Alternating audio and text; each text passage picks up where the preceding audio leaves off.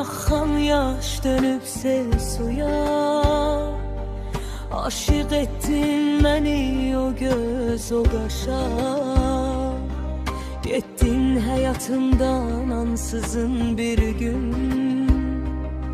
Yarım kaldı bu can demensiz hara.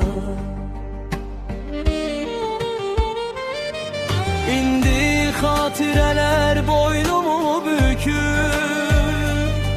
Her baxışın sanki barımı sökür. Senli günlerimiz gözümden keçir.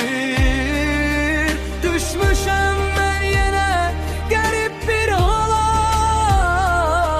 Dönsən məlhəm olar yaram sağalar. Söyle necə dözüm bu ayrılığa. Məhkum ettin beni qaranlıqlara. Ümidim bənzəyir sönmüş ocağa. Həsrətin çəkmişəm yana yaxıla.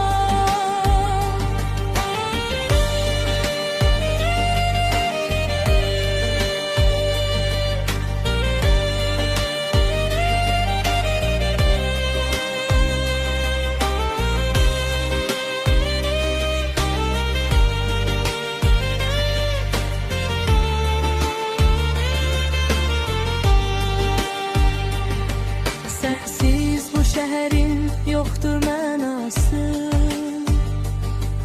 Bitmir yüreğimin bitmez yarası. Gelse de ölümün soyuq sedası. Adını yazmışam göyde hilala. Yarım kaldı bu can demensiz hara. Söyle necə dözüm